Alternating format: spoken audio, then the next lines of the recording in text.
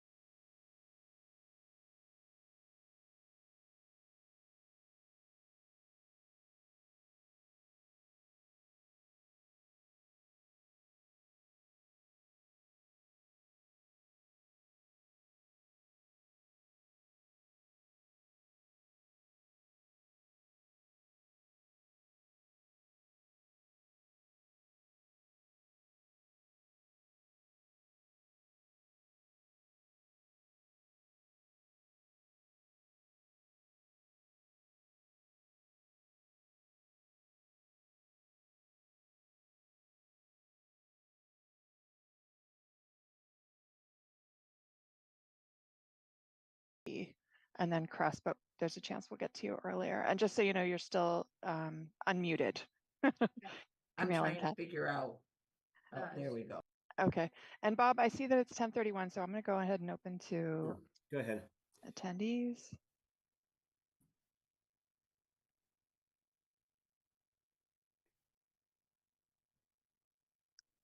And when you're ready, I can start recording. Yeah, go ahead. Start with, I don't know. Kathy was Alicia at your meeting? You're on. She was, and the meeting is over. So I can text her to let her know the next meeting has started. That'd be great. Recording in Okay, Bob, we're progress. recording. Please go ahead. Okay, this is the Finance Committee meeting. I'm calling it to order at 10:31 a.m. We're going to be reviewing the fire department and the Crest department today as part of our review of the budget. As this meeting is remote for many actions of the state legislature, so I need to first go through our list of counselors and resident members to see whether they can still be heard, and I can hear them. So I'll go through Bernie. I'm present. Counselor Haneke. Present. Kathy. Here. Andy. Present. Alicia. Here. Great. And Matt said he was not going to be here, so I think we have everyone. So I'd like to start with public comments. So if anyone in the audience wants to make a comment, please raise your hand. I see 2 hands raised, so I think we'll give each person 3 minutes. So Athena, do you want to bring Martha in?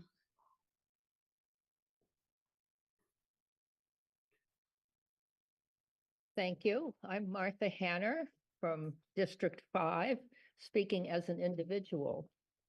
Many of us are concerned about the future of Cress and the level of its financial support. Cress began 2 years ago with a very dedicated director and 8 responders. Then a year ago, the director left and things kind of fell apart. In hindsight, one of the problems was the lack of a qualified assistant director. Too much burden was placed on one person and there was no backup. Now here we are with Crest Phase 2 and a new dedicated director, but it's the same level of support. To move forward in the future, I think Crest needs an assistant director with the necessary qualifications to support and assist the Crest director. Coverage of the hours when urgent calls occur, that's reference to the LEAP report. Crest needs to staff the evening shift 7 days a week, not just weekday, daytime hours. And again, that leads to the need for an assistant. And Crest needs a physical space of their own available and accessible 24/7. The 3rd floor of Bangs Center is not very accessible, and Bangs is closed to the public evenings and weekends.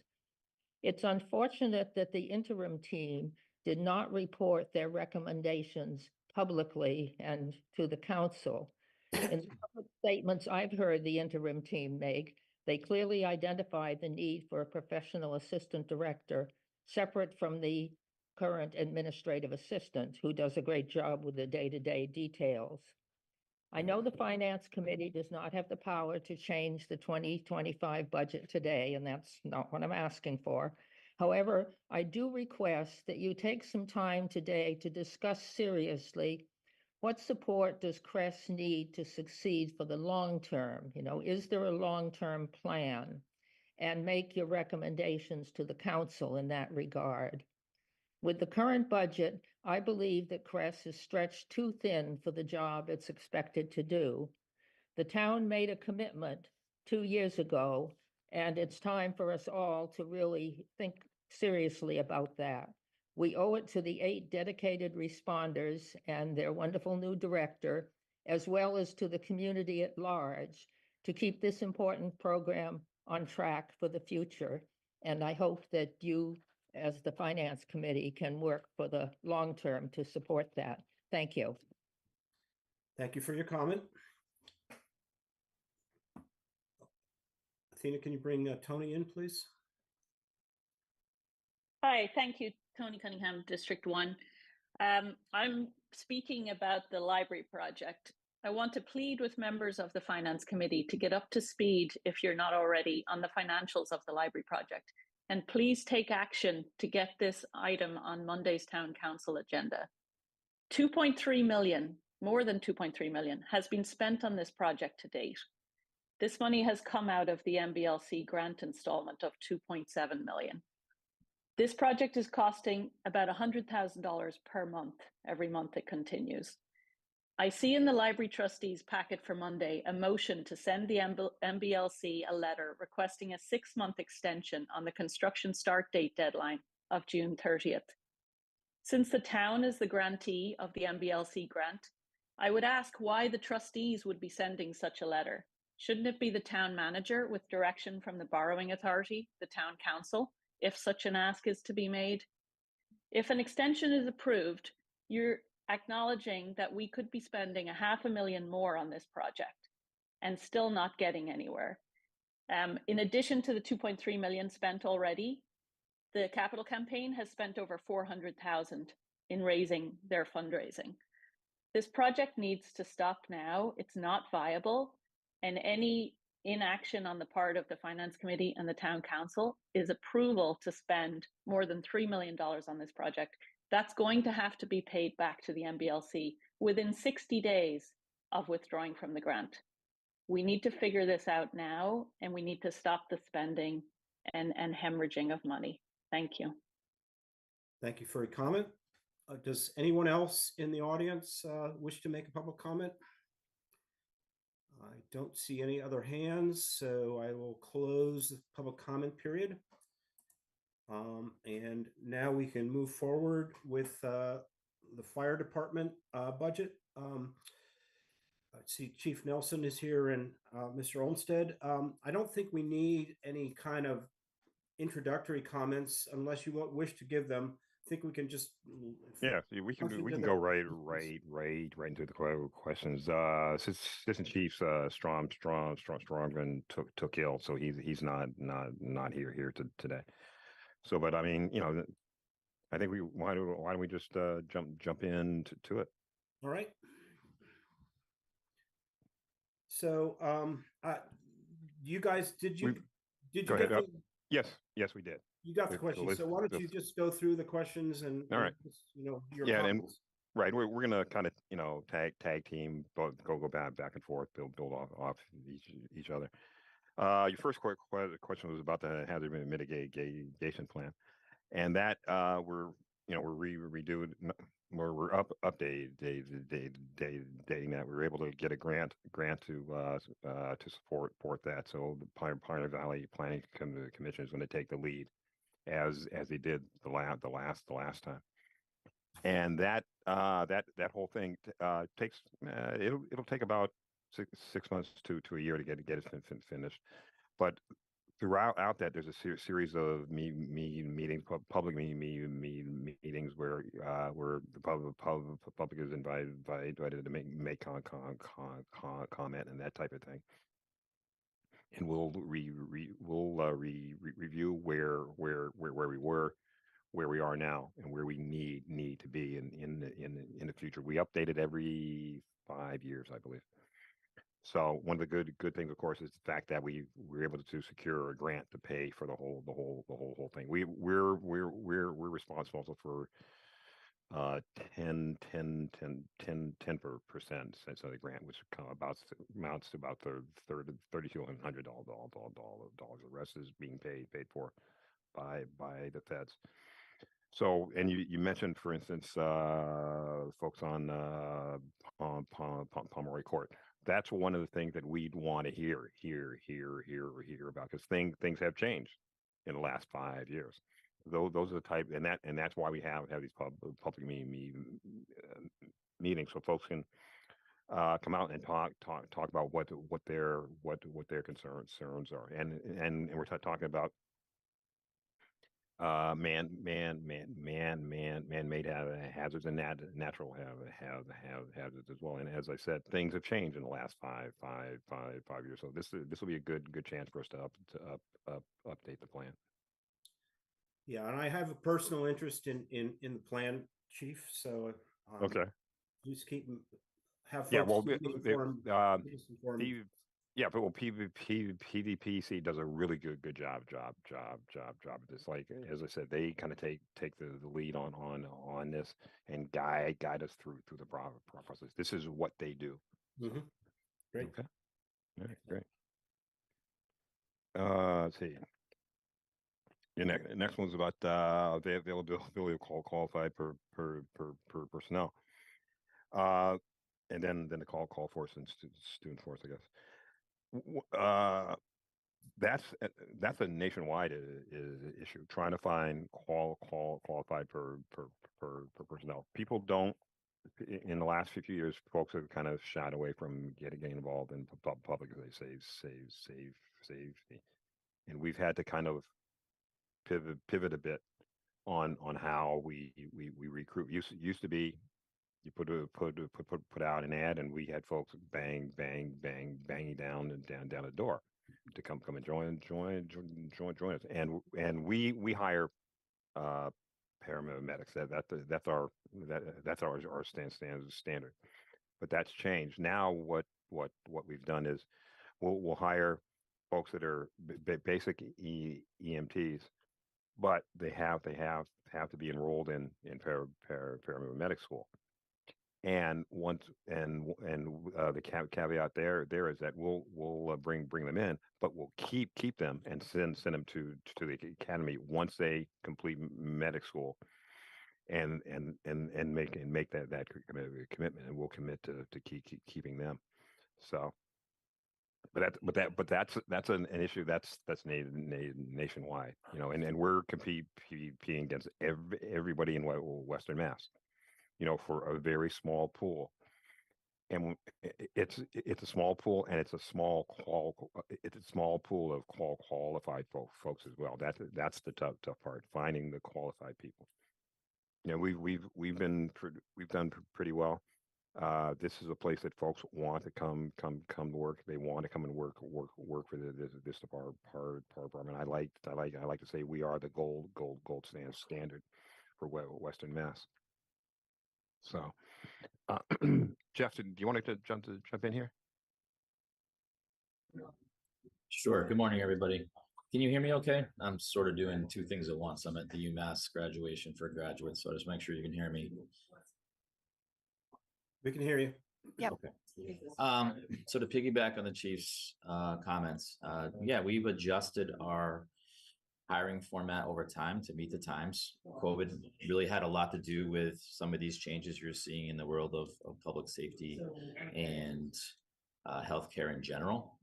So regardless, whether it's doctors, nurses, primary care, I think we've all seen the effects of that in our own lives. And that trickles down to the world of, you know, pre-hospital medicine as well. So we've been very fortunate. We've tapped into a workforce a little bit. Some of those are student firefighters that graduated that we've been familiar with. A number of them work for us as temporaries to help fill some vacancies.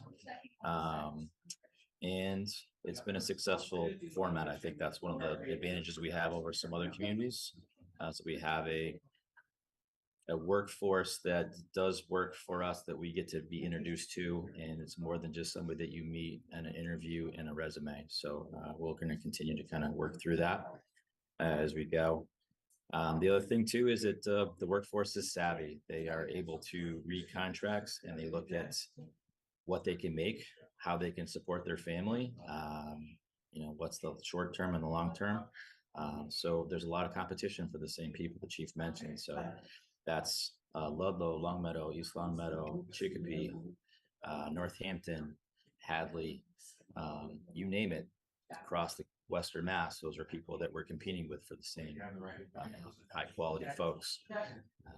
It's a little different than when I started in 1994, where there's 206 people that applied. The last application pool, I think we're, trying to get 3 people, and we probably had about 10 Maybe. applicants. Maybe. It's a different world. And we're trying to adapt to that world that's around us. You also asked about the excuse me, the call force, and that's another thing that's emblematic of what's going on around the country. The call force is, they're a part-time force, and they still work full-time jobs, and we've seen this trend for the last 10 12 years, where employers are really reluctant to allow their people to leave to support their communities, and that type of thing. So it's hard to recruit for the call force. It's been a challenge for us. I mean, the folks that we have are dedicated, and they care. They want to serve their community. But the thing is, trying to find more folks like that, and that's just the world we live in, and it's hard. It's really tough. But we keep pushing to get, to bring those really good folks in. So. All right. See, we're at number 4. Okay. Yep. Student force, and that's kind of the flip side. The student force has been in. They've been in service here since 1955, I think, about in there, and that we're recruiting is good. Students want to be a part of that. We're, at times we turn folks away, because they're really excited about being part of this and that type of thing. And they're young, and they're exuberant, and they want to they want to save the world. So that's a good thing. And a lot of our permanent folks began with the student force, and that's something that we're proud of. Assistant Chief Stromgren was a student force member. We got, and as I said, we've got a lot of folks here that were members of the student force. So they're one of our shining lights here. So, and them and the call force, they act as a supplementary force to the to our permanent force, and to, as the Assistant Chief Holmes had said, it gives us a chance to see them, to look at them, and bring them along, and a lot of them end up being joining us on a permanent force. So it's a really good thing for us. So.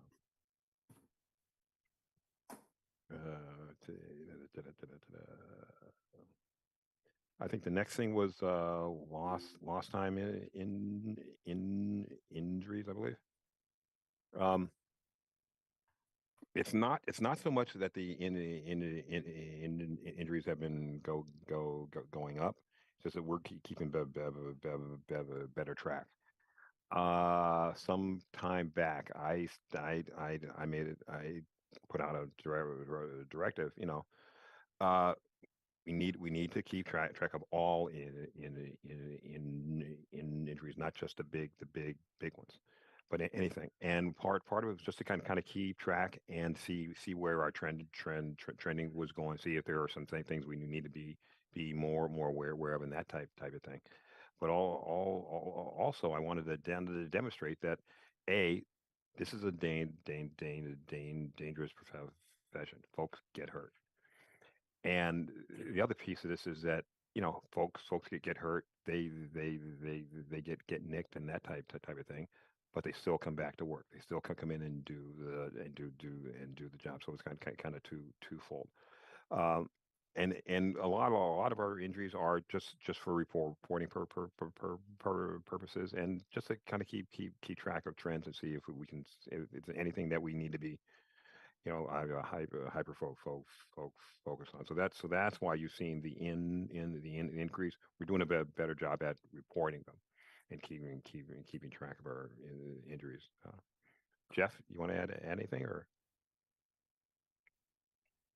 Jeff, no offense, I muted you because there was some noise coming through your mic, so you're muted now.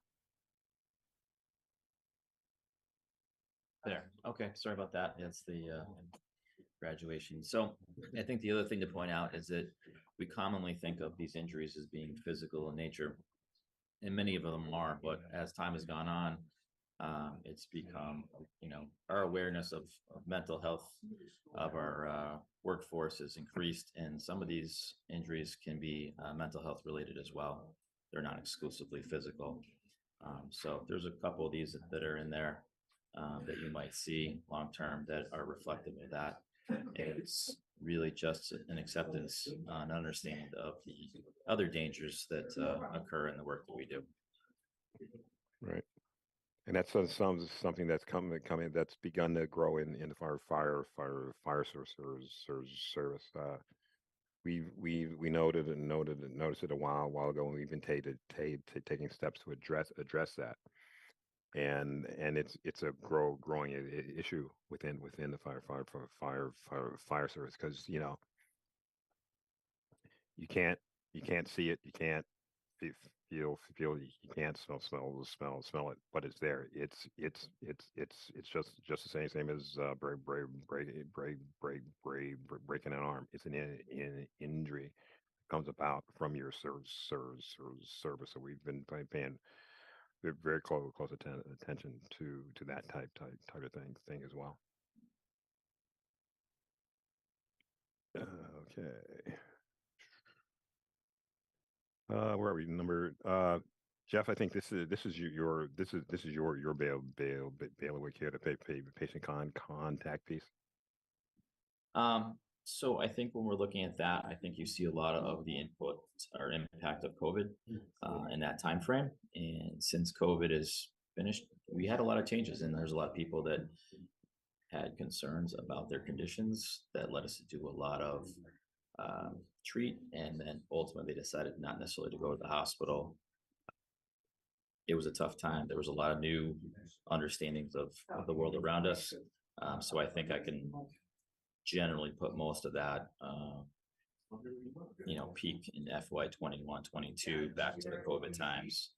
And then we've gotten back to a level that is more consistent with how we operate in Amherst, and the type of patient loads and the patient calls that we get.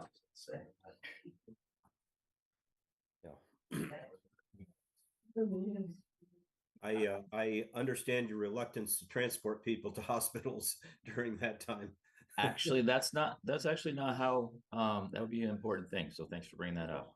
So when someone calls 911, we as the ambulance service do not select if they go to the hospital. If someone wants to go to the hospital, we take them to the hospital. The decision making is ultimately up to the patient. So we do not subjectively tell someone they can't go to the hospital ever. That is not how we operate. So if you call 911, we're going to come, we're going to evaluate you. We're going to try to give you our best options and for care and treatment. And during COVID, there was a lot of times where people were also reluctant to go to the hospital for a while, if you remember back that far.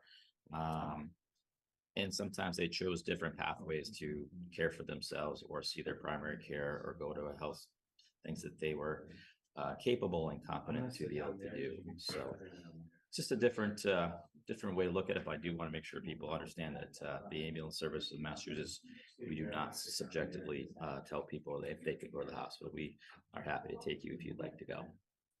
Thanks. Bernie, you have a comment or a question? Sure. Along those lines, and we'll be talking to, where did I go? We'll be talking to Cress later.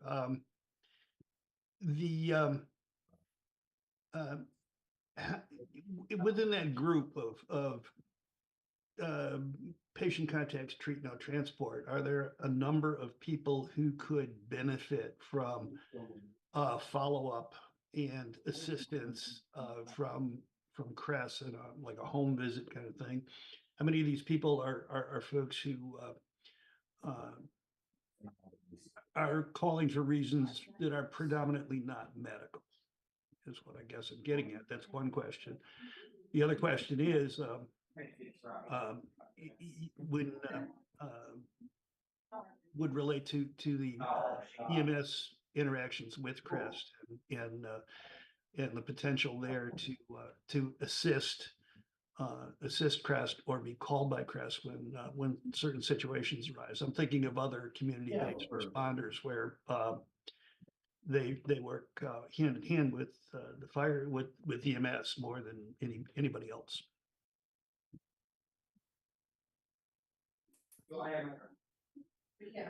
So I'm gonna try to, Bernie, answer your first question about the numbers. So so at the answer to your question is, I think the follow-up is actually one of the most valuable components of what Crest can do. The thing that EMS in general is good at is taking care of people that are acutely ill, or injured or need transport to the hospital. The thing that we don't have the capacity to do is to follow up with them tomorrow, next week, the week after, for making sure they're compliant with their medications, they're getting to their doctors, they're caring for themselves well. It's not how emergency, ambulance services are set up. So I think that's a valuable resource for job for Crest. As far as numbers, I don't have a hard set of numbers, and I certainly wouldn't want to use COVID time numbers to try to integrate that conversation. I don't think it'd be kind of an apples and oranges format. We do a fair amount of mental health calls in our system. They kind of come in two flavors because Amherst is diverse in a way of we have a lot of young people at college, so we have mental health cases that we have on the campuses that might look slightly different than they do for the adult population, often in the town side. So we function in both of those spaces well and work well with the university and folks in town. Yeah, go ahead, please. We certainly wouldn't want to look at the pandemic numbers. I mean, that's a pretty dramatic bump up in calls, and hopefully things will continue to calm down. Because those are, your point is well taken, that when you're called, you respond. You don't get the opportunity to sort through and say, hey, this person is called us just last week because they sprained their ankle. We're not going again. You can't do that. You got to go. No, sir. So thank you. And we do note that Chief Nelson is doing short time here, so this is the last time he'll be going through this process. But he's still hanging in there. He's still hanging. Oh yeah. Best job in the world. Let me tell you. The other piece is you're talking about, that's going down the road. There's a move coming from the West, sort of for community paramedicine, which would involve that type of follow up, and there's a fine line, where you're on the EMS side of the house, and then for want of a better phrase, the non-EMS where Crest would fit in to do those types of follow up. Those are things that we're working on and trying to figure out what is the best way to approach that.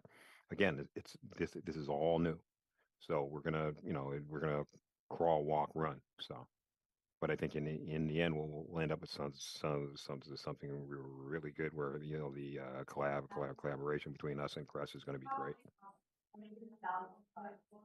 Great. Kathy and Council Mannicky have questions. Kathy? Yeah, this actually, that was Jeff, can you okay, there you go. I muted you again, Jeff. Sorry about that. So this is a follow-up, because that was a great segue, Tim, to the community medicine or the paramedicine that's listed here. To what extent is that a service?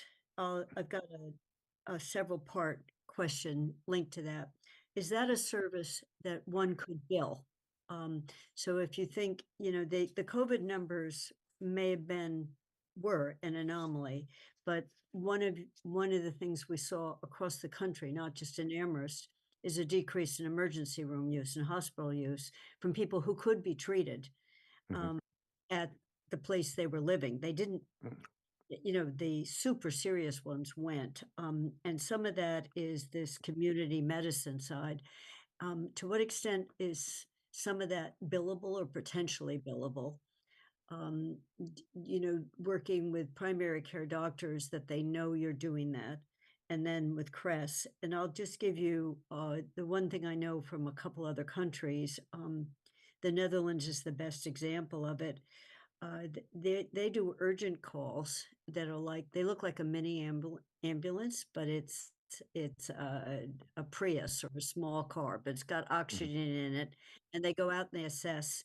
And for the most part, it's been able to treat someone in their home rather than, and this is night in the evening, you know, so elderly, which we don't have anything like that. You know, we don't have anything, but you all are, there's some evidence in your call volume that there were patient contacts that didn't need to go to the hospital, at least during the COVID period. And could we capture that? It's less wear and tear on piece. So I don't, you said it's starting to evolve, but I Yeah. don't, Well, one of the I don't big, know big, where it potentially goes is what I'm well, looking. Yeah. well, one of the big pushers of this are the insurance companies. So they're trying to reduce hospital visits. So and it's coming from the West, and it's gonna evolve. But you know, essentially, it would be a case where you were working with insurance companies and that type of thing, and there'd be some kind of billing structure, I'm sure, where because you're preventing that expensive that hospital visit, there is some sort of billing structure. But that's this is Massachusetts, and there you were a bunch of stubborn Yankees, so that will take time to happen. Jeff, you're pretty well versed in this, so why don't you jump in there? Yeah, thank you. First piece is by regulation from the state of Massachusetts, ambulance services can only transport a patient to an emergency department.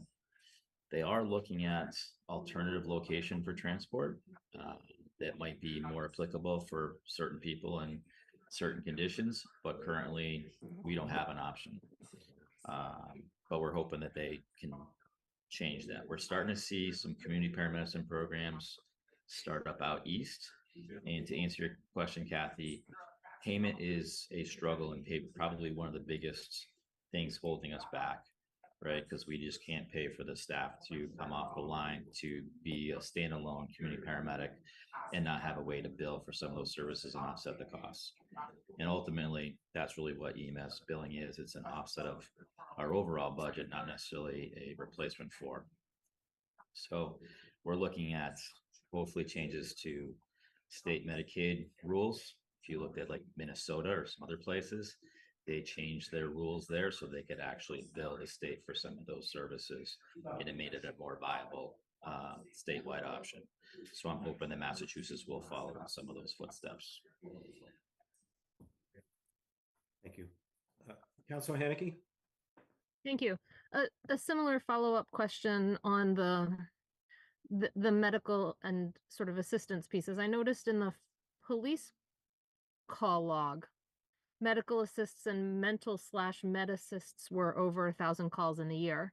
Are those 1,000 times where a police officer shows up to an EMS ambulance call? And if so, is there a possibility? I thought CRESS was supposed to be responding to those. If CRESS is available, and it seems like they might not have been, but is that a possibility where we can move those services away from police mental medical assists of you? I assume it's for you all, but I don't know, to CRESS and EMTs instead of police response. Well, I think it's the other way around. I mean, police are going and they initiate it, and then they're calling us. Again, CRESS is new. They have a limited number of responses right now, but that is going to grow.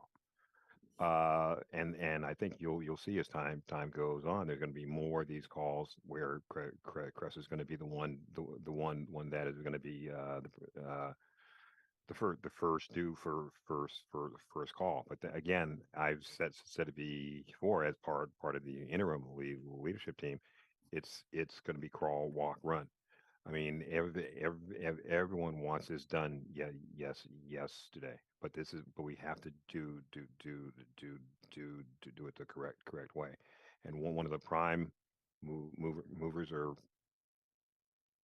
prime things that we're concerned about is safety of the responders. And that's a big part of this. But it is going to grow. It is going to get to the point where, yeah, it's going to shift from a primary police response to a crest response, and then if they need us or the police, it'll morph into that. But I think it's a case where it's just going to take time, and it's going to take as long as it takes.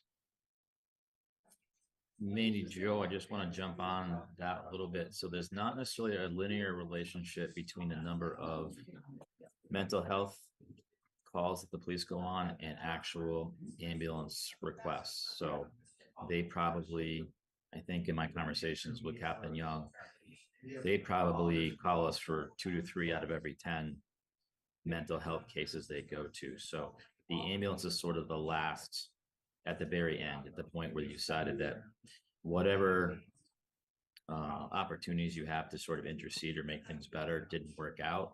And then they call the ambulance sort of as more of a last resort. That's where we live more than you'll see Crest in the police department as more upfront in dealing with those cases. And then they call us usually after they've been on scene for a while before they realize that, we can't fix this today. We're going to need a different option.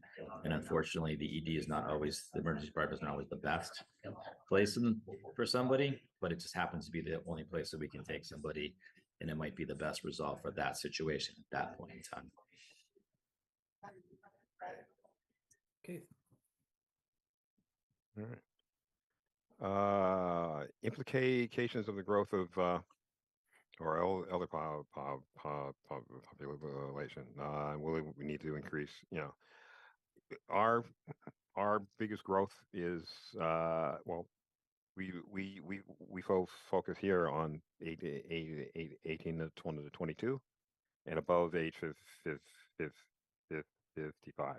Those are our big movers here, and the 18 to 20 to 22 age group, our responses there are really based on just the number of students that are here. Our calls go up just based on those numbers as the school population grows. On the other end, our elder population is growing. It's living longer. Folks come here to work. They come here to stay. They come here to retire. And because this is a great place to be. There's great health care around. There's great emergency services. But there's a steeper growth line on the elder side, because they expect good service as they should, and that's what they get. So our elder population is our biggest driver, right, and has been over the last 7 to 10 years, and that's just a trend that's throughout. Again, we're emblematic of a trend that's throughout the country. And does that impact us? Sure it does. It impacts our entire system. And you talk about does it mean that we need more people, more staff? Yes, it does. I've been a proponent since I got here of adding getting up to at least 52 folks on the line. We're up to 45 now. But we, for us to really really serve the community well, we need at least 52 per personnel on the line. That would give us 13 per personnel for each shift. And that's a sort of struggle. I mean, that's just the way it is. I mean, we picked up, we added 4 per personnel about 3 years ago. That's a great first step, you know. And I said that then, and I'll say now that was a great first step. We need to keep going. The problem then was when we added the 4. That was when we got hit with trying to find good people. It was like, great, you know, we have these positions now. We can't find people. It's a sort of struggle. So, but you know, that's kind of where we are with that. I've always been a proponent of adding more staff, because we need more staff to do the job that the town deserves, that the town requires and deserves. So, Jeff. Yeah, I'll make 2 points. One is, I think we're seeing a change in how, as we get older, people are wanting to live independently. They want to live in their homes. They want to live with family. So we're seeing it in things like additional ADU units, that we're adding additional dwelling units. We're adding space in our houses for the ability to care for our parents.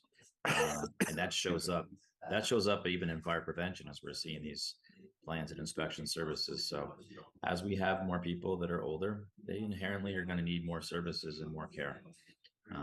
And that's what we're going to try to do. To the chief's point about adding more staff, sometimes you look at that just in a numbers format, 52, but I'll offer it to you in a different way, which is, we really want to be at a point, instead of having only 3 ambulances available to the community right now, we really are a 4 ambulance community all the time. And the only way to do that is to increase our minimum staffing from 8, probably closer to 10. And when there's 4 shifts, that's, you know, we can get to 52 pretty quickly, trying to just maintain, you know, 8 people that would cover the ambulances and another 3 that would cover an engine all the time. That's 10, 11 per shift. And that's without even a separate supervisor for that group of 11 people. So I want to put it out there in an idea of how services are affected by the numbers, and not just the overall number and what it means. So we're trying to cover 4 shifts and 8,000 hours of time every year. So that's a lot, where a lot of us come from 2,000 hour office formats. We're about an 8,000 hour office format every year. You know, and it can't be lost on the fact that, you know, we're really a 4 ambulance service, but at the same time, we still need to go do fire alarms. We still need to go to all those things that folks call us for, which means we still need to staff a fire truck. So you're talking 4 ambulances. That's 8 people right there. You want to staff a fire truck with at least 3, a minimum of 3. So that's part of where that staffing number comes from. We still have a lot of other things to do that we're required to do, and that we should do. So, Kathy, question? Yeah, just in terms of, you verbally described some of this to us last year and probably the year before. I'm assuming you internally keep a age distribution of services as they go out, and something that tracks it over time. And at one point, when there was analysis of Hadley splitting off, I saw tables like this, including, we had an outside person look at it, but I think it must be internal data. It was looking at times of day, days of the week, and times of year. So when the students aren't here, the student volume goes down a lot. So what I'm asking for is if you have that information, it would be really useful to get it Yeah, because well, my yeah, mind sure. to- Send me any email with the specifics, and we Okay. can get that to you. because I think the staffing model of thinking of ambulances and EMS when some of it is a need for based care, a visit and treat may not be an ambulance. But what you've just described is we don't have a different way of delivering the service. So Right. if we've got the old way of delivering the service, which is really expensive because bringing them then to the hospital, which is the worst place for an elderly person, particularly if they're waiting, if they're disoriented by that visit and don't need to be there in the first place. So I just be curious on seeing it. And I know the UMass has these super peaks for the big weekends. And then I'm not sure what the normal week. So I will send it to you, but I think it would be useful for not just the finance committee, but the council to be able to see some of that. So I'll send you that request. Thank you. Yeah, and sure, spring weekends, fall weekends. Yeah, we're going to be a little bit busier because students make bad choices. But we're a college town. We expect that type of thing. And I've been one to say that we can't make the students out. We can't make UMass or any of the colleges out to be the great say Satan. This is just this is the way it is. We're college town. We expect this type of thing at certain times of the year, and then we prepare for it, and we find a way to make it work with what we have on in our bailiwick. So Yeah, and thank you. sure. So I just want to point out before we go is that we're busy and active all 52 weeks of the year. There's just some weeks and weekends that we're really busy and have some bad days and some bad nights. But activity wise, the crews that work for us are active and busy really almost every day. And people ask us like, what's going on today? Why do you have so many station coverage? Why are all the emails out? And the answer might be anything more than it's just Tuesday. And we don't really have an answer or why. It's just It's the way it is. That's when they call. Right. It's just the way it is.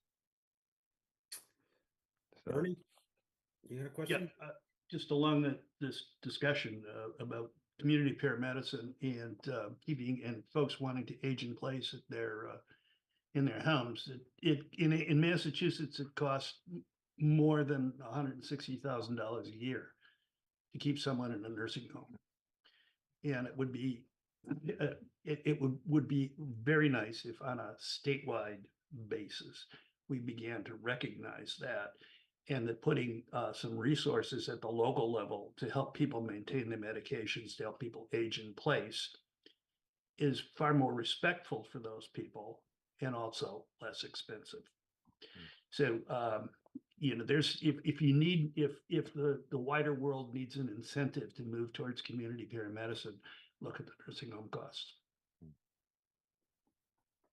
Bernie, we had a taste of what it was like to do home visits during COVID. We were probably one of the only groups I know of that were doing COVID shots in people's houses for those who couldn't make it to our vaccination sites, and working with public health and working with other entities. And there's some examples out there to look at across the nation, in Oregon and some other places, Denver, Austin, different places that have very successful programs, co-mingling paramedics and either nursing staff or even social workers. So I'm hoping if you guys are interested, we would like to be in that, but we definitely would need some support to make it get off the ground. Yeah. As a potential customer, I would appreciate having that service available. I try to keep out of your way, but accidents. Hey. Thank you. Councilor Haneke? As we talk about staffing, I noticed in your call volumes that mutual aid ambulance call volumes for out of Amherst is trending higher. Yep. And so do you know what the cause of that is? And then on a staffing level, does that put an undue burden on our own staff? And how does that all work? I mean, all start, and I'll let Jeff get to the specifics. I think again, it's emblematic of what's going on around the country. Calls are going up, and folks aren't being departments or municipalities aren't able to grow their EMS department, so they're looking for help, and that's generally it. I mean, and in terms of undue burden, that's I wouldn't call it an undue burden, but it's a stressor because of our staffing levels. You know, we're going to other towns a lot. We're bringing in mutual aid as well. So it's not just us; it affects the entire system. All right, so it's a system-wide issue. I mean, for us, we're going to do the calls. I wouldn't say it's an undue burden, as I said, but it is a stressor. It is, you know, because our call, you know, when somebody mentioned when Hadley went away, we figured we'd be back to our Hadley level within, I think, about 5 years. It took us, I think, 2.5 to get back to that level, and we're still growing. So mutual aid is just emblematic of what's going on throughout our system. Every municipality is stressed and trying to do the best they can to serve their citizens. So, Jeffrey. So I basically want to point out that mutual aid tends to be sort of cyclical in its nature. Right now, we're sort of in an up peak. So as you guys have looked at statistics in the past, I would ask you to look at the statistics of the number of ambulances we brought in over that same time frame, especially on, you know, weekend nights and times that we were particularly busy, and we took a lot of resources from other people at different times. So it goes both ways, and right now we're giving more than we're taking. Specifically, there are things like a private EMS service in Northampton that almost collapsed, and was a mutual aid piece for Northampton, for example, that they could no longer rely on and began to call us more. That's starting to self-correct. And Hadley, they've moved from having just a single ambulance, and eventually when they get their second ambulance that's at the basic level up to the paramedic level, there'll be, you know, a resource that they don't need our help quite as much because we're going there a little bit more. In Belchertown, they're getting ready to buy a new third ambulance and put gear on that, and they're trying to get the staffing to staff that because they're busy, and we go there a bit. In South County, which covers towns of Deerfield and Whately and Sunderland, they have a new director there, and he's actively trying to get a second ambulance that's available for more of that, you know, 24 hours a day. So those are our partners around us that we work with, and sometimes they ask of us, and sometimes we ask of them. Like I said, right now we just are giving a little bit more than we're taking. Right, and again, as Jeff said, it's cyclical. I mean, for many years, we were bringing in a hell of a lot more than we were sending out. So it's kind of switched now. So, and that's just the nature of the business. Let's see. Next one was hybrid vehicles. We have two. They're working well. I mean, we talked, I think we talked at JCPC about total electric vehicles for us, and you know, the technology is not there for us right now for what our needs are. Hybrid works. In terms of fire trucks, it's not there yet. And you know, as we said, Jeff has a high hybrid response for the vehicle, and that seems to be working out well.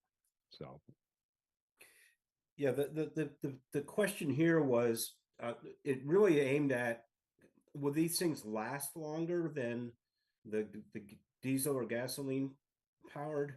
I mean, we'll don't know find yet. out. We'll find out, I guess. You know, but our other hybrid, we've had that for, geez, Jeff, that was here before I got here. So Yeah, I mean, that vehicle is not a highly used vehicle. It is Right. largely used by fire prevention during, Monday through Friday days. Mhm. But the battery life, the battery is held up. And I think that's one of our bigger concerns is that, the hybrid side, how will that, what happens when? Right. I will say that it's probably worth 6 or 7 miles per gallon difference. And basically it's an Explorer, it's an Interceptor. I think on an average, I probably had one of those vehicles to drive for the last 20 something years. And I lived in the 16, 17 mile an hour average range for a year. And I think I'm at 23 as I drive currently. And so it's worked effectively. And I was grateful that they had the vehicle on the lot at the time that we were looking. So it's hard to find these days. Yeah. Well, just as as we go forward, it'd be helpful to see if they're actually Sure. lasting longer. Yeah. I mean, this is Jeff's is the first hybrid that we had that is a response vehicle. So we'll get some good data from that. I would think the police department, and the volume of driving in miles and hours they put on their vehicles would be a great place to really get good hard we have data. the same question for the police department. But I mean, it's if we can, if we don't have to replace vehicles as often, it'll save a Right. lot of money and Sure. allow us to do different things. So Sure. All right. You're talking. And then next was about the communication system, and that's a piece where it was getting to end of life. It's a a dual thing. It's police and fire. It'll enhance our interoperability, which is the whole holy grail. And what the other piece it's going to do is fix some of our the dead spots that we have in town. So communication, good, clear communications are key in for us and the police department. So that's a great thing.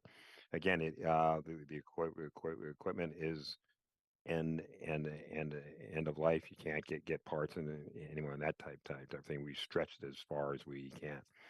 So it's a big ticket, but it's going to be worth it. Well worth it in the long run. So. Yep. Let's see. So you asked about the rescue calls. Increase. What that stems from is that we some time ago we elected to send a fire truck with crew along with an ambulance to certain high acuity calls. Studies have been done that show the outcomes are better when you've got more hands on site, more brain power on site at a high acuity call.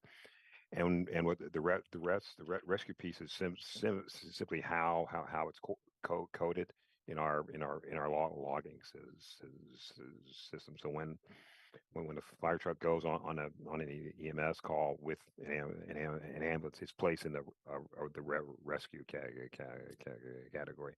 I think that is we switched our software, so that might change a bit. So, Jeff, you want to talk about that?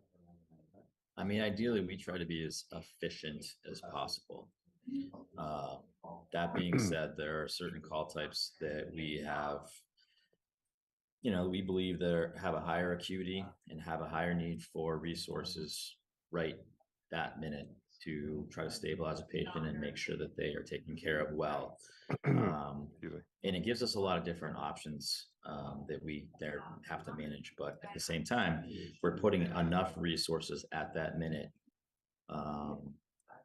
And I know it strains a little bit of there's some extra miles on a vehicle and there's some extra fuel, but I will tell you that it's well worth it. I think we've seen some really good responses. Just Wednesday, we had our annual EMS banquet for the Hampshire County, and I'm very proud we had 3 really good save awards that we gave out to staff that were able to care for somebody and they were in cardiac arrest that they got back. So in the end, it's sometimes more important to put resources and not be as super efficient to take care of the patients when they need it, and then break those crews off as we go. So like happening going to a call with an engine has between 1 and 3 people on the engine, there's 2 people on the ambulance. That's typically what this will look like. And they're going to certain calls like a motor vehicle accident with injuries.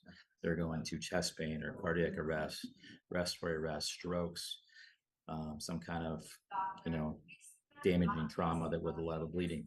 That is really the basis of most of the set of calls that they're going to. And it does not necessarily generate a high percentage of calls that they're going to overall. I think it's in the 9% range. So everything has to have context. It sounds really big, but when you put it down to its more practical format, it's a good use of the resources that we have available. And also, I'll tell you, Jeff is being polite, but they have some counselors have criticized us for sending a fire truck along to surge certain calls because because of the expense, because of the fuel, and it's in that. And I've said again and again, and Jeff makes a great point. We had 3 save awards this past week. Each one of those had an engine that went along on that call, and the reason why that the patient is still alive and can spend time with their family is because we sent all the resources that we should. I've said before, I'm not going to be the one to tell a family member, well, we didn't send what we should because we were concerned about the fuel cost. This is about taking care of people, taking care of patients, doing the most that we can in an emergency situation. And there are 3 people that are walking around now because of what we chose to do. Jeff brought this to us about five years ago. He brought this study and said this works, and so we changed our protocol. So, but as I said, Jeff was being polite. I'm just gonna say it. This is this works and all, and the fuel can be damned. So. Bob, if I may, I'm just doing a time check. It's 11:34. Yeah, I was thinking the same thing. I think there was one more question from Kathy on the North Station maintenance and sustainability. Can you speak to that, please? And just to be clear, I sat at JCPC and I saw the pieces that are being done. And what I was asking about, we heard about insulation in the roof, repairing part of the roof, new floor, rug.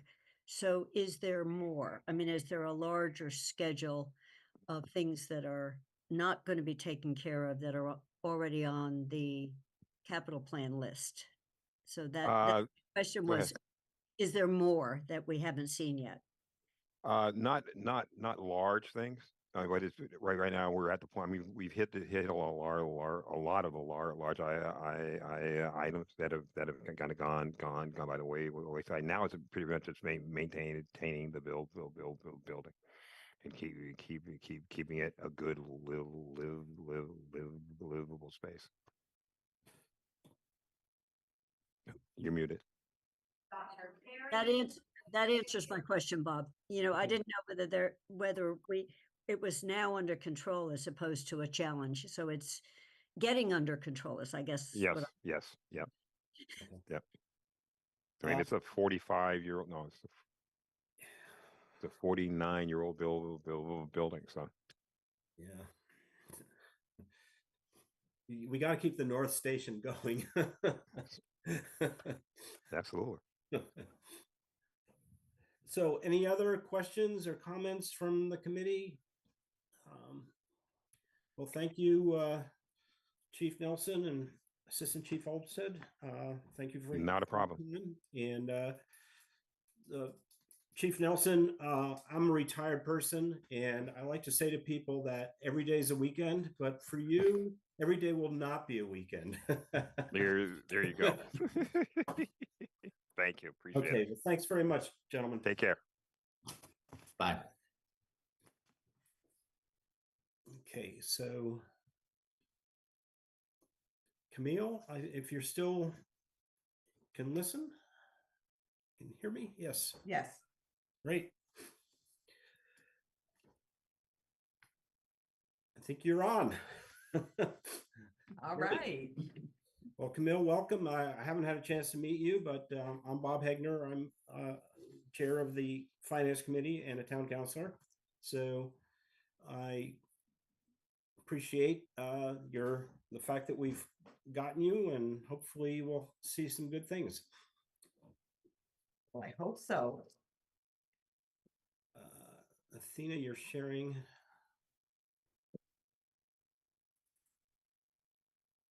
We have a PowerPoint we just wanted to put up. Okay, sure.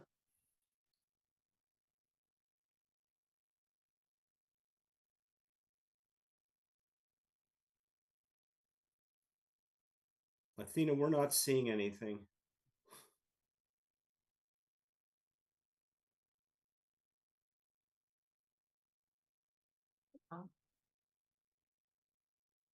I'm sorry, everything froze for a moment. Thank you. Thank you for your patience. Great. Hey.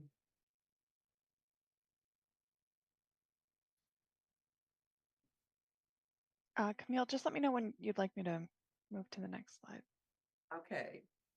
This is perfect. Well, so the first thing we want to talk about from the questions is about which one? So this one is this. Okay. If we want to just start with, we sort of pre-answered a couple of the questions that we wanted to kind of just sort of front load the conversation with, and then we figured we could go through the other questions if that was helpful. Sure. Okay. So the first question was, what service levels do you propose CREST as it increases response calls from dispatch and more direct calls for services? And are there any services on page 123 that you would prefer to be directed away from APD to CREST? Well, the comment I have is about service and service levels we propose at CREST are current call types as well as the expanding call types.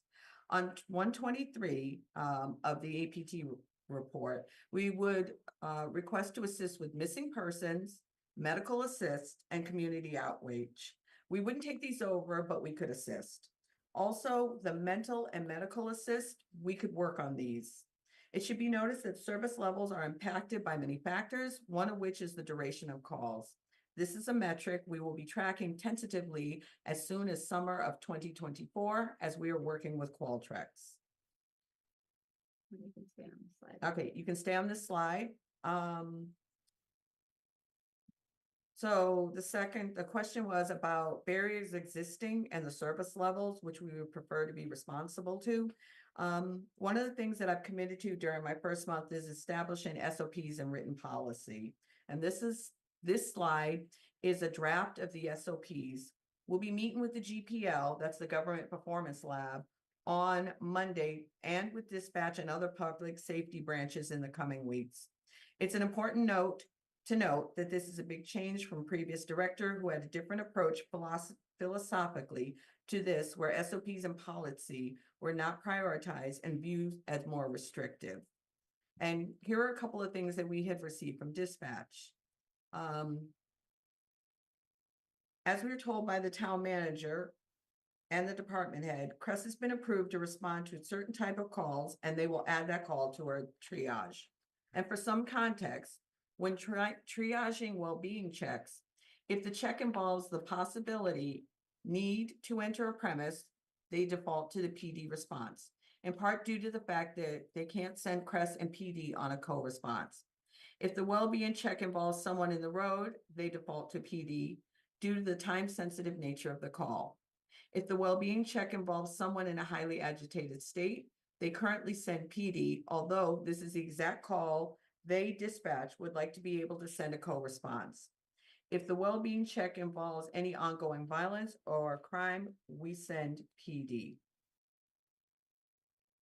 So I'm gonna go to the next slide. Next slide.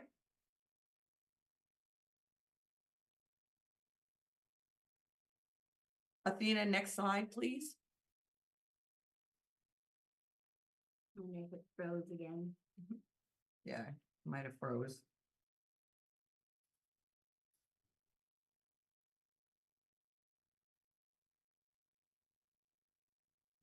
Athena doesn't seem to be hearing that request.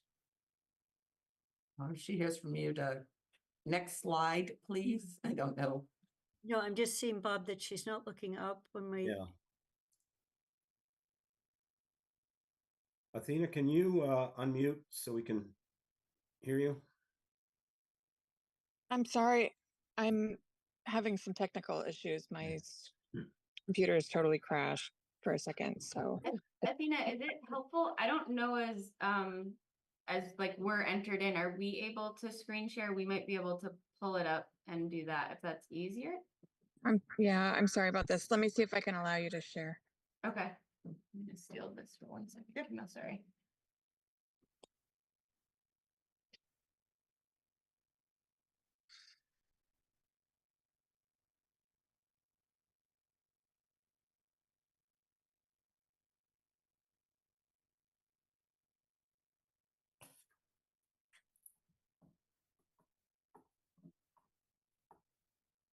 Do we have it up if we are able, should I try to screen share? You can try. I'm not sure if it'll allow you to do that at the same time that I'm sharing. I'm trying to. Yeah, that's I correct. joined on my phone so that I can play with the controls while my computer is doing what it's doing. So I'm sorry for the delay. Technology issues happen. No big deal.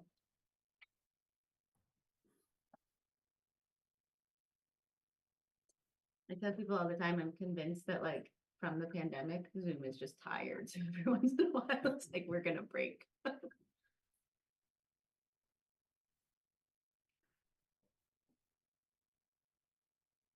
Okay, I'm gonna try and make you a co-host, and maybe that'll let you share and Okay. override my frozen sharing. Okay. This is from Camille's screen.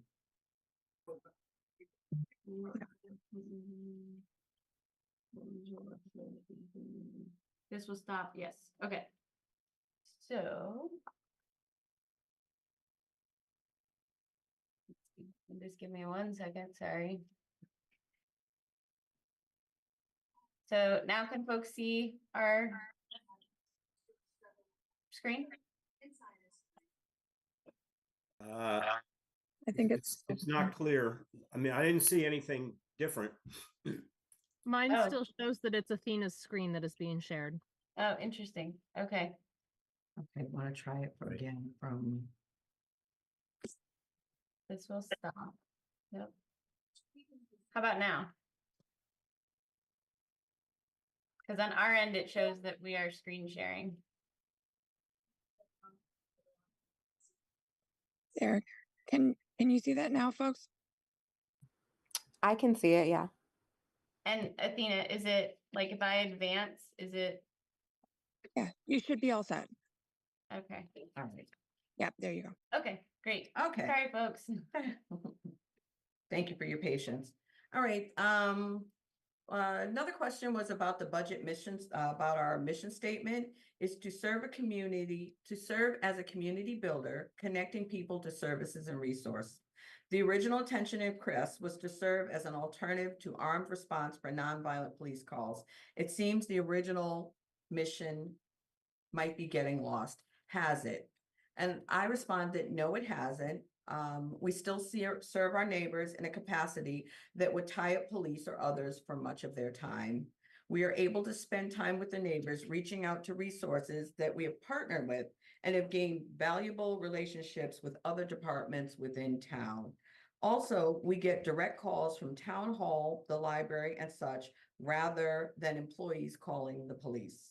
And I'm going to turn this over to Pat to explain this slide. Yeah, and so there's two pieces that I wanted to mention in relation to the mission statement. So on September 19th, when the interim leadership team took over the department, one of the first activities that they did was a mission and vision statement, because there was some sort of lack of clarity on that and disagreement on that. And so the mission statement that you have in the budget hearing is in the budget narrative is what was sort of landed on.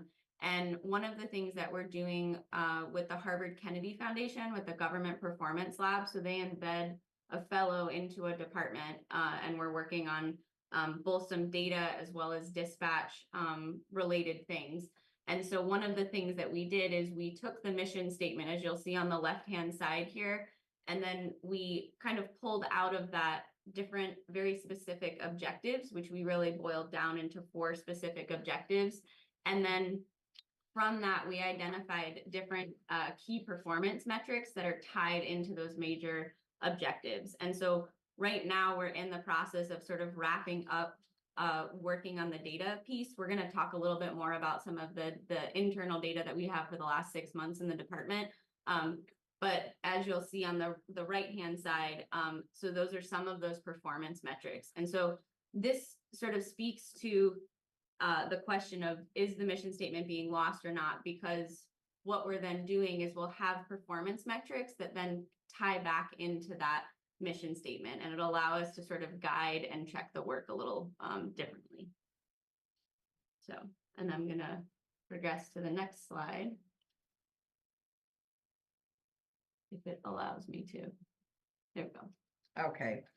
So the next question is, have there been issues without a second in command? And if you look on the approved organizational chart on page 128, it has me as the director, 8 community responders, and an administrative assistant. The proposed organizational chart would be CREST director, an administrative assistant, which we still currently do not have, an assistant director, a clinician, a shift supervisor, or I was going to call them lead responders and responders. And each one of these would have a specific role. The assistant director would be able to take over some of the needs that have been going on now. As you know, Kat was the original program assistant and now is the implementation. And Kat is the 4th implementation manager for this department. The first one lasted for less than a month. The second one lasted less than a month, or just shortly more than a month. And the third one lasted about 3 months. Right now, Kat's been in this role since March of 2023 till current. And as far as program assistants, Kat was the first one. And then the second program assistant lasted approximately 1 month. So due to the lack of administrative support for the department, I wanted to let you know that Kat has been holding many roles of both implementation manager, program assistant, as well as serving on the interim leadership team from September of 2023 until the day I arrived. So I wanted to get across that having additional support will greatly enhance our department to be able to stand up. We're public safety with 10 full-time staff, 2 senior tax write-off volunteers, and having administrative support, an assistant director and shift supervisors will allow the department to support the work that is being asked of and expand on and expected of. Next one. So. Right. So if you look at this, this is an aggregate CREST department from November 2023 until the current. Yeah, so we had some questions. The sixth question that y'all submitted to us was around looking at some of the CAD calls. And so there's a couple of different pieces that we just wanted to share with folks, and we kind of anticipated that there'll be other questions in this in our time together around this. But we're essentially right now we're sort of on a second version of our data set. And so the data that you're seeing before us, we launched November 6th, and it runs until current. We run monthly reports. So this all of this data is through April 27th, because that's when we run the end of the monthly reports.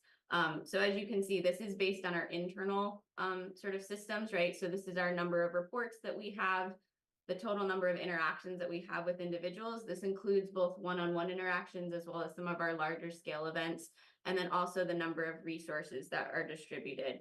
I do want to draw folks' attention to that in January, we had less sort of activity, if you will, and that's due to a holiday, due to different trainings that we were putting our responders through at the time. We were also in the process of onboarding 3 new responders. So that was some of our original responders were being pulled off to help support that onboarding process, as well as attend some of those trainings. And then we were also in the process of doing meet and greets with potential director candidates. So that kind of speaks to that. And then broken down also by months are the different 7 different call types that we are currently responding to. So this is sort of looking at our CAD metrics, if you will. So I wanted to just sort of share that. And again, this is sort of the internal reporting that we're using now. We're using Microsoft Forms. It's not ideal. And so Camille had mentioned that we procured Qualtrics, and we're in the process of actively onboarding that.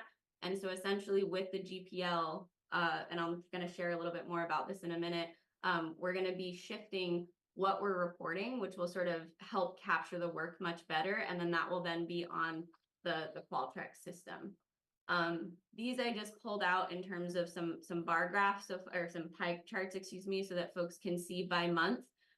This is kind of where kind of that falls in terms of percentages. And we did also email over to dispatch and ask what's the total number of CAD calls that they have. And so you'll note, again, if you were to add up the numbers on the previous slide, it's slightly lower than this because their data, they ran until May 15th. But there's 356 different CAD calls that they have in the system there. And then this is also our aggregate call source data. And so again, an internal piece, but looking, and I just pulled sort of every other month for folks to look at. It's worth noting that self-initiated calls fall into the town department sort of CREST category. And one of the things when Camille and I were working with the GPL folks up in dispatch 2 weeks ago, we also figured out that internally we can also change the call source. And so some of that was impacting our data. So my point is that we're sort of getting smarter as we're doing this, but we kind of have to crawl before we can walk, before we can run.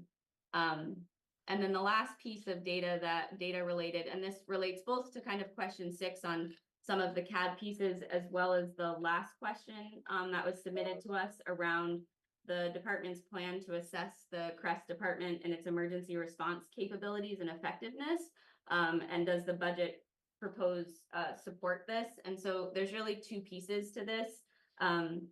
One of which is that these are, so as I shared with you, kind of the work that we're doing with the GPL, there's 30 different proposed measurable data metrics. So we identified key performance indicators. I shared 13 of them, or we shared 13 of them here on the screen.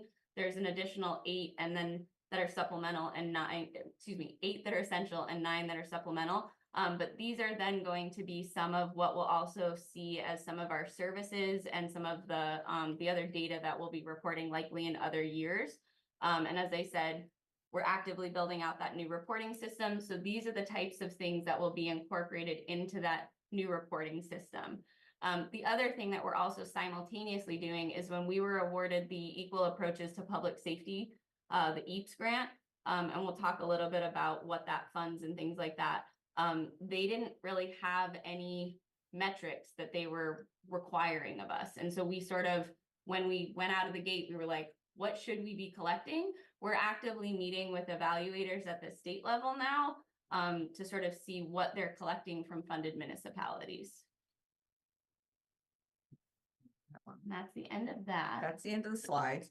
Question 7 was speaking about the school lunch monitoring and if it fits into CREST's purpose. Does this prevent CREST responders from more fully being an unarmed emergency response department? First comment I have is that we are civilian response department, not necessarily emergency, as in that we do not respond with lights and sirens. And in this case, the schools have a dire need this year due to a number of different factors. And this role was taken on after the interim superintendent spoke to the town manager and sought assistance. The agreement between the department and school stated that would be active when possible. This week alone, we have not been able to go for 2 days because we were short. People were at other obligations and trainings. And, speaking to the school, they understood this. We have prioritized the work of the department. And the thing about being in the schools, this has led to other youth connection opportunities. We are able to talk to the students and bring them in and have them understand that we are a resource if they need us. And also we had a call from the principal. I had an email about Village Park, about how situations at home and in Village Park were impacting the students there, which then impacted them in school. And having us at the school and able to talk to them, and also being able to go to Village Park and talk to them is making a difference. And one of the initiatives that we're working on is working with students over the summer and creating a program where we, per the LEAP report, and was it the community working group? Community safety working group, yeah. The community safety youth working group empowerment. On youth empowerment. So these are all things that are in the process. Number 8 was talking about my vision for the role in public safety and what services do I see us providing and what types of emergency dispatch do you see us responding to, and what percentage of time should be spent on each.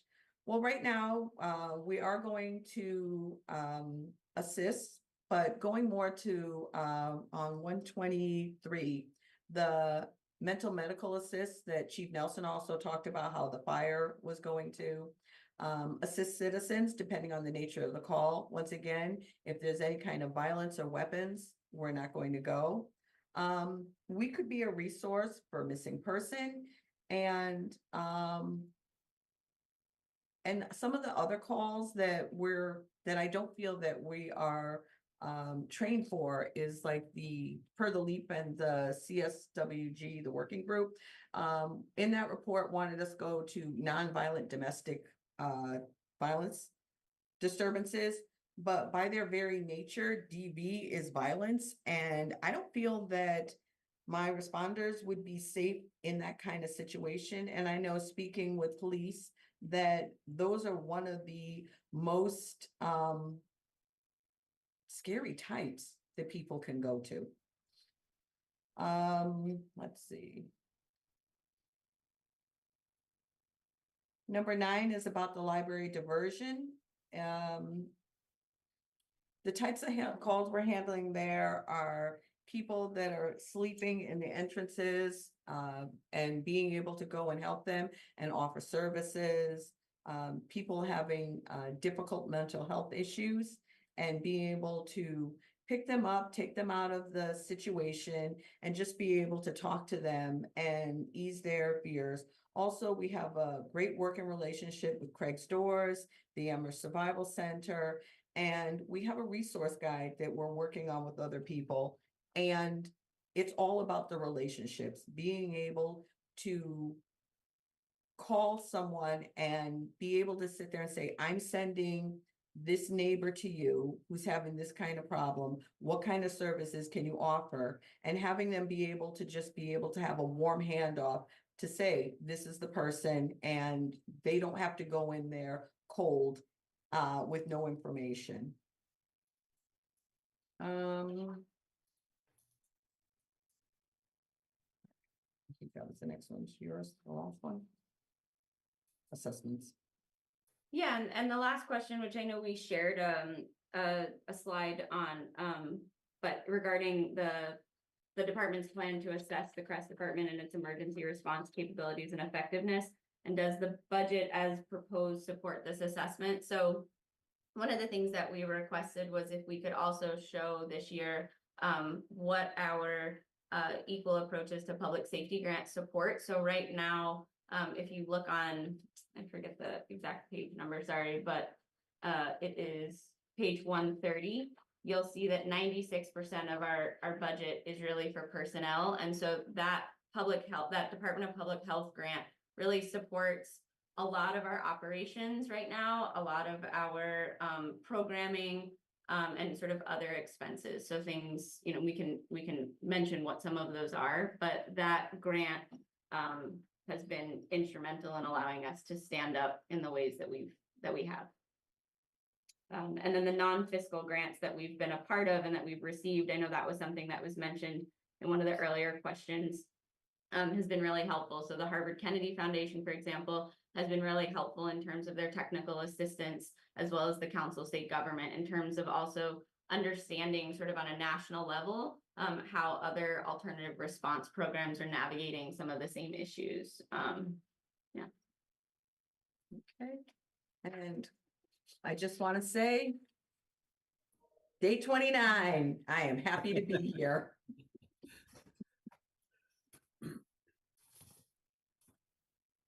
Anyone have any other questions? Bernie? Yeah, thank you, Bob. Camille, welcome.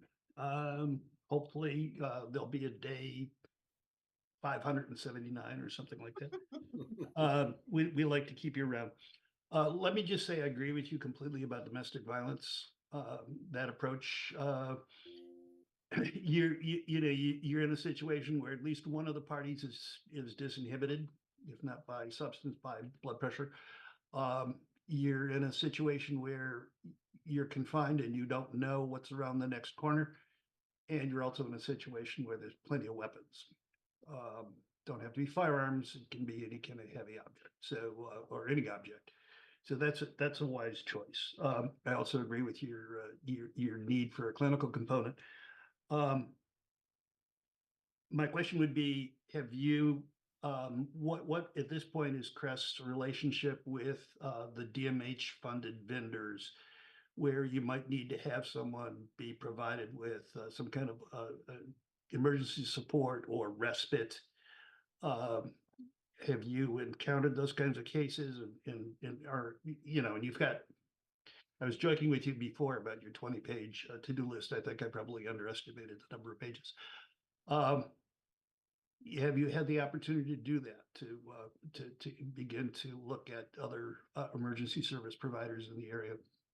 Well, one of the things we're doing is all these acronyms, the DCC. The Division of Community Care. It's the Northampton alternative response that's in the public health.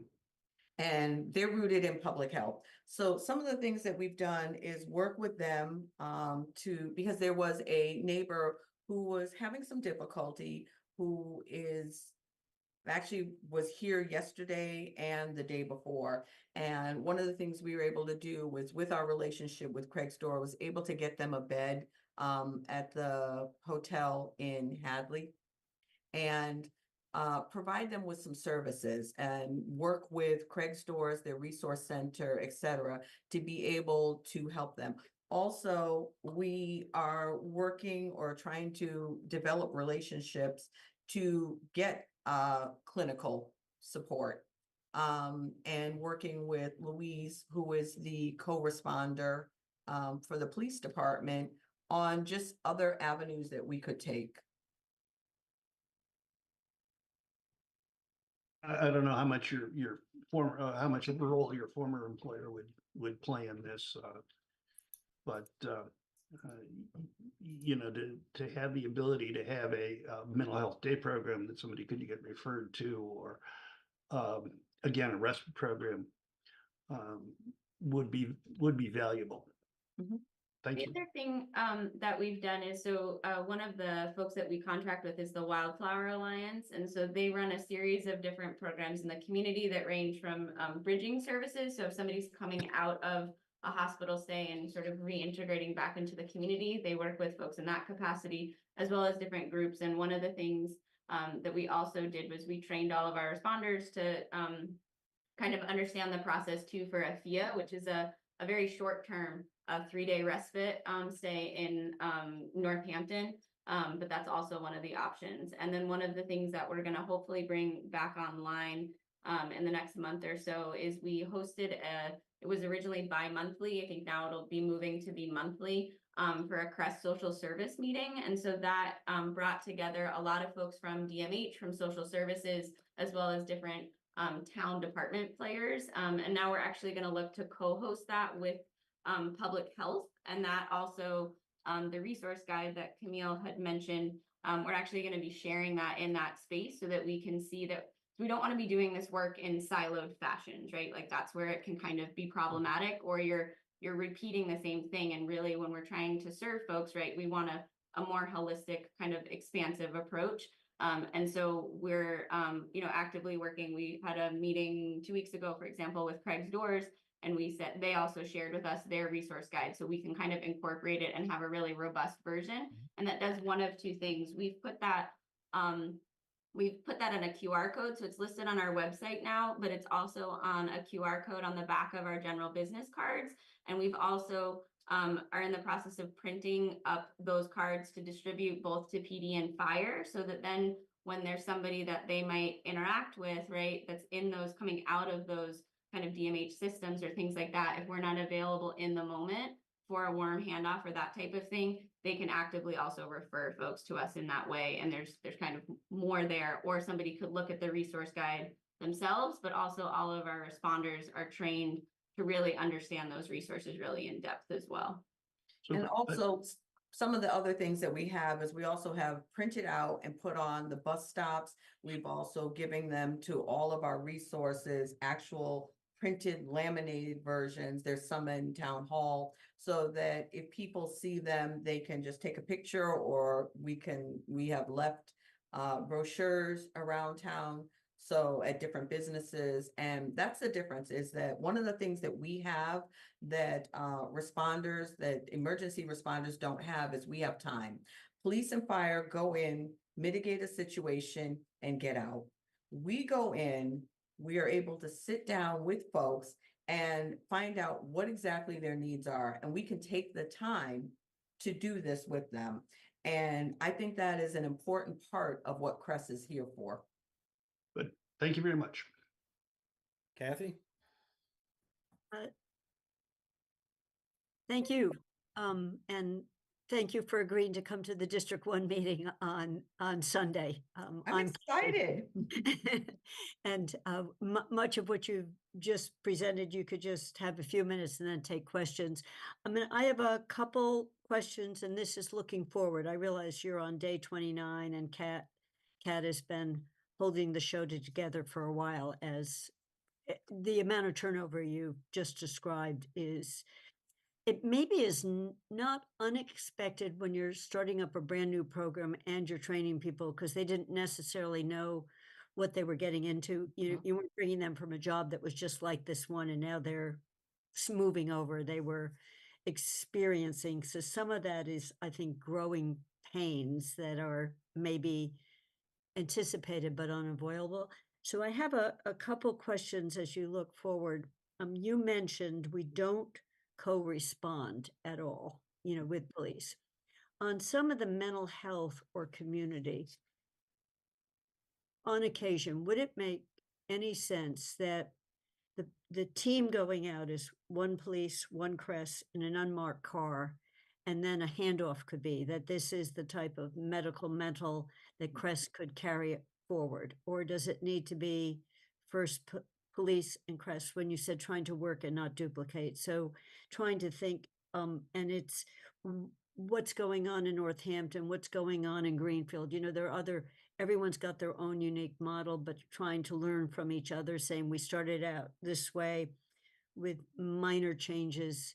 We're staying the same route, but we could accommodate. So as you look forward, because I think domestic violence is one issue, but some of the medical might be, we have a person living up here in North Amherst that I'm sure the police department could tell you exactly who it is, but the equivalent of a frequent flyer on an airplane, it's a frequent flyer with calls of distress that are invasions of Martians and other kinds of things, you know. And so they're regularly pulling in social services, but it struck me that Crest would be the long-term relationship you could potentially have with a person like that, rather than you're just coming in, responding, and then leaving and winning trust. So it's trying to think of how do you pick up on some people that are already known to either fire or police, and then that person starts to be one of yours, or mainly yours. The same way you're talking about Survival Center, Craig's Doors, and that shift. So it might not be dispatch. Am I being clear? It may not be that you can immediately. I think I understand what you're speaking of. So one of the things that the community social working group, community safety working group was adamant about was not having a co-response of a police officer with Crest due to the fact of marginalized communities' relationship with the police. So the way that I have spoken to Chief Ting and Chief Nelson talking about things is what we would call a warm handoff. So if they were called to a situation and it was something that was better suited for Crest, then we would get a call and we would get all the information and then go to this. All right. Or else the other thing that, again, working with the SOPs is determining what calls we should go to first. So that in this way, if it is someone that is, as you call it, a frequent flyer, we have the ability to get all the information from PD and then go out on this call and have a conversation with the person and see what their needs are. And sometimes it's just being able to sit and listen. And yesterday I had a person here, a neighbor in here, who had some long, significant issues and wanted us to intervene with them. And what I did was I spoke to them about what our role is and how we could help them in the form of mediation. And what I think they really wanted was they wanted to be heard. And I was able to provide that by just being able to sit there and listen. Thank you. You know, and I do understand, you know, two people in a car, one in a uniform with a gun. It doesn't work. But New York, there are a couple of communities that are saying that they can have plain clothes, you know, the police are going out without that identification, you know, without a police car. So I just was raising it because I do understand the model has always been keep everything separate. But it's also new and learning. Well, I think the idea of keep everything separate, it's kind of, how do I want to put it? Yes, and. Okay, yes, we are separate we are the third branch of public safety. However, we also work in conjunction with, and building these relationships is what makes it so different. Is that if we're having a difficulty or something like that, we know we can call APD or AFD, or if they're in a situation that they feel that they need Crest, that they can call us. And this is what's happening. And as these relationships are building and people are getting to know each other, it's happening more and more. So as you're seeing these calls for service, et cetera, that seem to be low comparative or dispatch calls, especially, most of the calls we're receiving are because we have our name and number out there. They're calling us directly or walking in or an email. I had an email from the library about a person that has been there before that we were dealing with, and we were able to go out, pick this person up, take them out, have some conversation and get them set up again for a night because it was raining and it wasn't safe. I think it's also, to steal from Chief Nelson, it's about fidelity to your role in order to be a force multiplier. And I think there's also the piece, and I think Camille hit on this earlier too, right? Like, it's also about time, right? Like we're still really new, and we have to like kind of to some degree let the model play out, which can be uncomfortable, I think, but like We need to lean into the discomfort.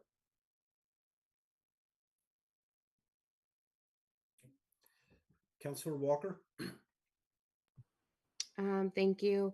So first I wanted to thank Camille and Kat for the presentation. It was really helpful to have the visuals up. I just have a few questions and comments.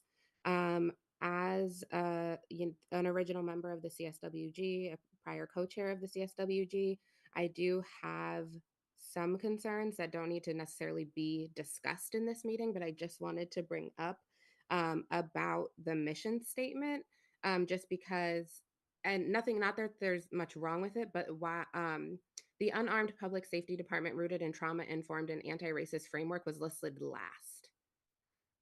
And that is the main focus. And so I just wanted to bring us back to like the charge of the CSWG when we were looking at this was to make recommendations on alternative ways to provide public safety services to the community and make recommendations on reforms to the current organizational and oversight structures of the Amherst Police Department. And that is where this recommendation was born from, is like our research into those two specific areas. So there is a reason why this is being recommended as a public safety department as opposed to public health in Northampton, because that was our specific charge.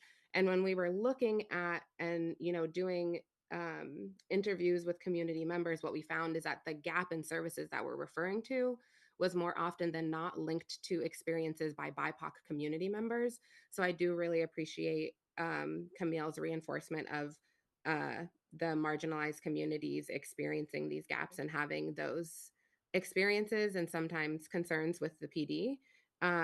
But I just want to bring up that like that was the purpose. And I think there's one other thing on this topic is there's an undeniable link between providing these kinds of services and addressing mental health challenges. So I'm not ignoring that. And I'm really happy that those things are being included and also being addressed. But I think that we are slightly losing the focus here because that was the focus and the purpose. And so like basically overall, I would just like to see that first. So it's not a huge issue, but like I just feel the need as an original CSWG member to bring that up. And yeah, I would love to hear your response, but I don't want that to be necessarily the focus of my discussion. No, that's really fine. And I really appreciate, Alicia, that you brought that up because so one of the things when we were working with the GPL folks and we were kind of going through these different objectives, that was something that, so I brought Josh and Rome, two of our other responders, into that meeting so that we're kind of looking at it from a higher level and then also from a boots on the ground, the responders doing the work.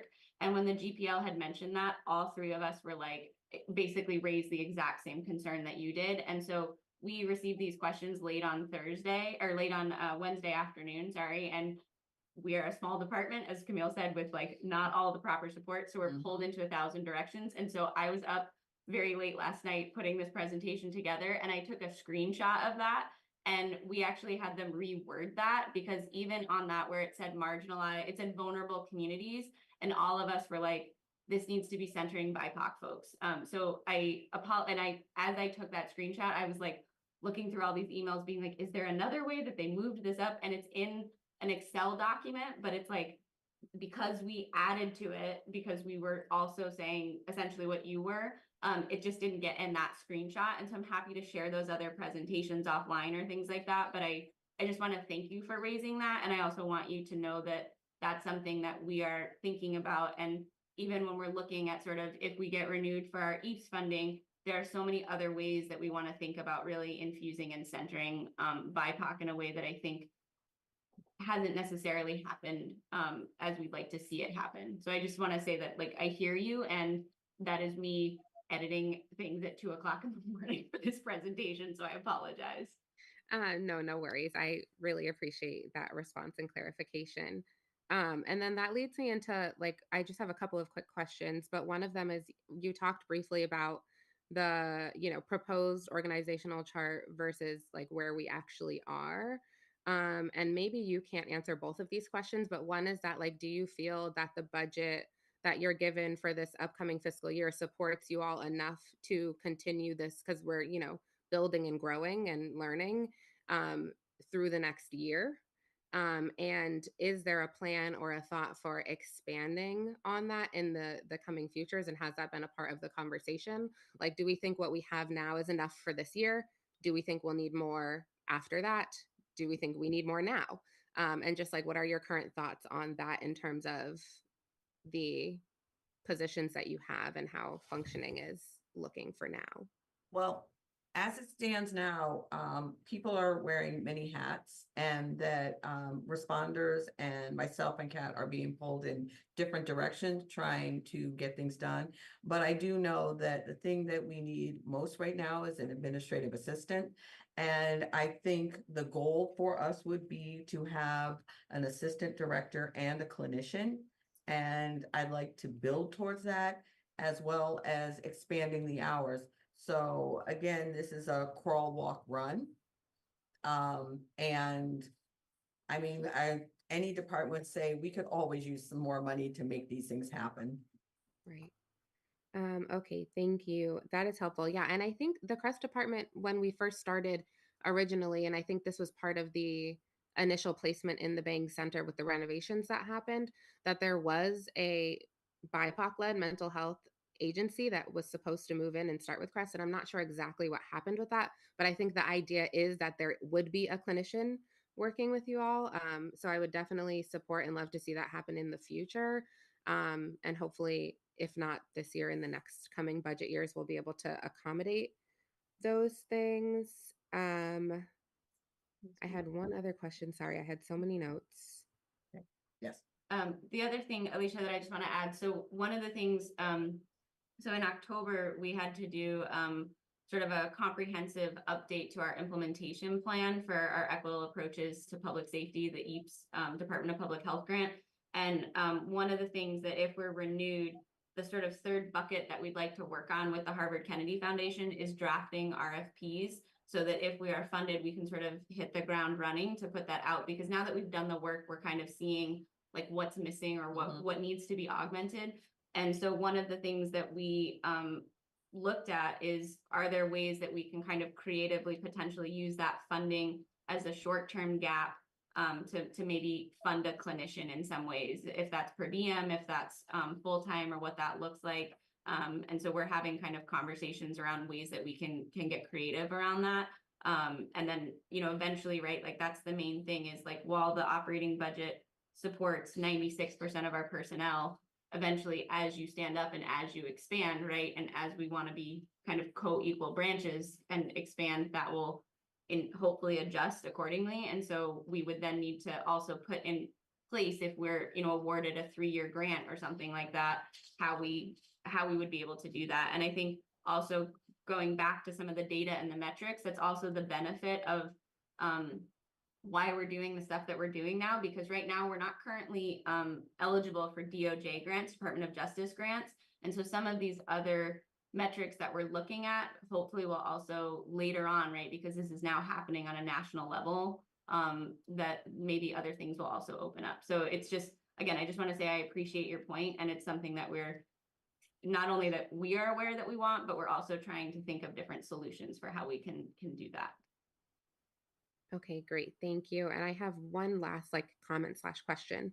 And that was on the youth piece. So while I'm glad, our town is limited for resources right now. And so I do really appreciate sharing resources and the fact that you all are helping the school, because I know the school has some challenges. So I do appreciate that. But I did also just want to identify that the youth empowerment piece was separate to this. Like that recommendation was a separate one in itself, not envision that Crest would be doing the youth engagement or the youth empowerment, but that there would be a youth empowerment center. And that mostly came out of noticing that there was a lot of profiling happening for youth who didn't have things to do and were wandering around town. So not directly related to what we would envisioned Crest would do. But I think we thought more of Crest as, like Camille said, the mediation and case management type of thing. So I was wondering if you could just mention quickly about if there's any case management happening and if there's like a system and funding to support the case management or like keeping track of those kinds of things. You can, 'cause I'm sitting there thinking. Yeah, so one of the things that we actually did, and again, I maybe we can have other conversations with you. So one of the things we were doing when we first started out, some case management type things, but we actually realized that our responders are not really case managers. The way that the original grant was written was a biracial team of 2 with a clinician and a community responder with lived experience. And what was hired for the department were not clinicians. And so one of how we kind of looked at it, and this is when we kind of did that mission exercise with the responders, was they were sort of saying, you know, we can do some of these pieces, but some of it is kind of beyond the scope of our role and our training and our skill set, right? And we're still constantly looking at training and things like that, but they aren't necessarily case managers. And because we were sort of standing up in a public safety branch, we were sort of trying to lean more in public safety. And so that's where they kind of looked at themselves as bridgers and connectors. And so some of the work, you know, is they will do light case management, like light touch, and then putting them in touch with the folks that have other more robust case management services. So like a good example is our partnership with Craig's Door. So they really revamped a lot of their services over the last year. And so we sort of help with that warm handoff. We're still doing some pieces, but then if we can get folks, as you know, Camille said, if we can get somebody over there to get a bed, they can also get a better kind of wraparound service. And so some of it was, as we do this work and as we stand up, it's also recognizing our limitations, I think, a little bit. And because we're crawling before we're walking and running, that was one of the pieces that we kind of recognized that we weren't necessarily the best suited as this kind of configuration happened to address, I think.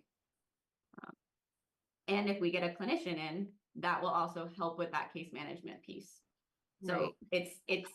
it's a both and, I guess, right? Like it's this interesting kind of what feels like a jigsaw puzzle almost at times, and we're still trying to really hold those pieces. So I do really want to acknowledge that I really appreciate your questions, especially because you are on the original group as a co-chair. And so having those reminders of that is really invaluable.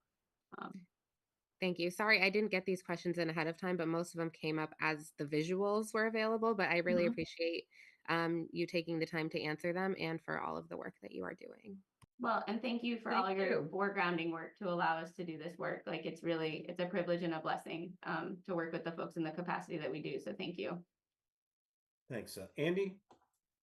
Yes, thank you. And I'm very conscious of the time of day and how long the meeting has been going. So I'll try and be brief and hope that you can too.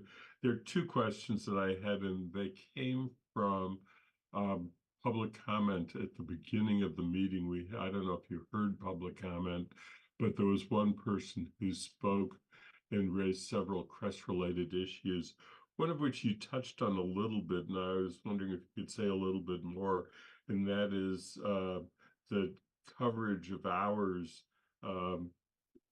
should be expanded from what it currently is. And I guess, and the person who offered the comment was also recognizing the budget constraints on the town budget, which the finance committee is ultimately grappling with, as the town manager did.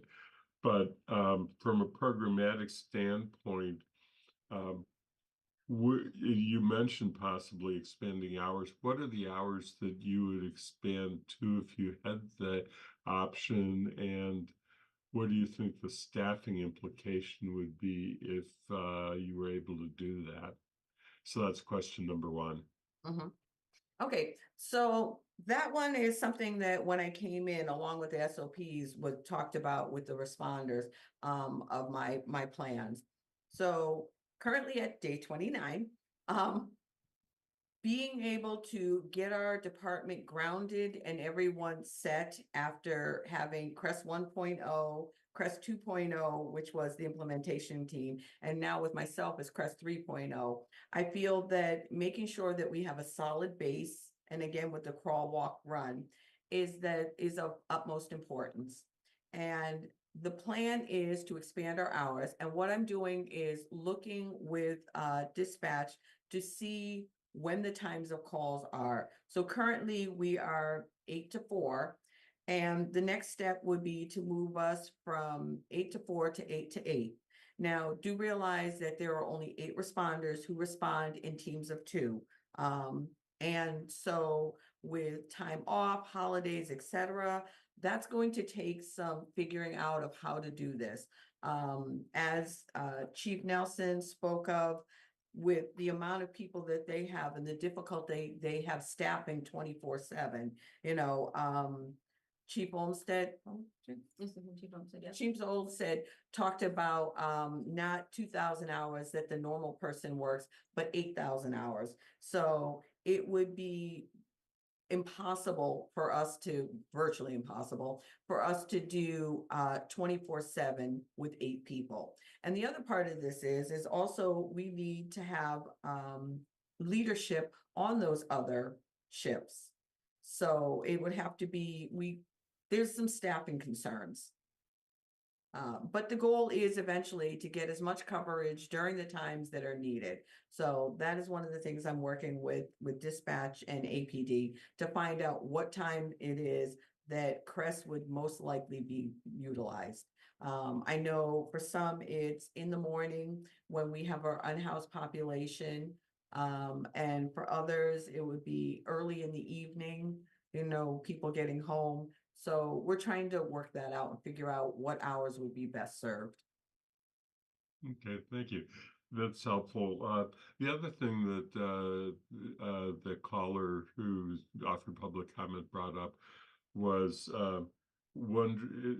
sort of saying that the accessibility of the office because of where you're located within the Bang Center means that people cannot easily come to the office, and particularly it limits you very much to daytime hours.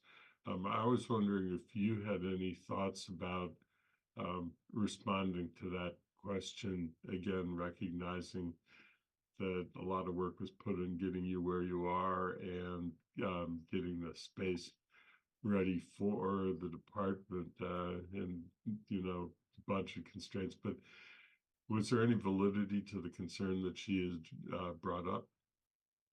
Oh, it's a very valid concern. One of the things is that we are open Monday through Friday, 8 to 4, and then on Saturday from 10 to 6. And most of the people we see on Saturday are when we are out in the community doing community engagement, or else people will call us. We have the number here. Also, there is a space that is proposed for us in the library, in the New Jones Library. So these are all things that are in the process of. This is still, we're in growing pains. There's a lot of work to be done and figuring out exactly where we could go. Okay, thank you. Okay, thank you. Any other questions or comments? Go ahead, Camille. I just wanted to make a comment. We had also sent over to Athena a bunch of narratives, one a month, that one of our responders, Joshua Benson, number 2213, put together so that you could understand exactly what it is we do and who we're doing. And it gives a better bird's eye view, or actually a pigeon view of what we're doing and how we're doing it and how we are affecting change in the community. And I want to thank Kat for staying up late and making the PowerPoint and really being my right hand. Thanks, Danielle. You're welcome. So I agree with Bob. I'm excited for day 500 something. excited for day 500 and something. Well, thank you very much for spending the time to meet with us. And I think our conversation was very helpful. Thank you. So does anyone else have anything else then I will take a motion to adjourn. I move to adjourn. I second. All right, I have a motion and a second. I'm an aye. Kathy, Yes. Bernie, Oh, reluctantly, but yes. Councilor Walker, Yes. Andy, Yes. Councilor Haneke. Aye. Then it's unanimous. We're adjourned. Thanks, everyone.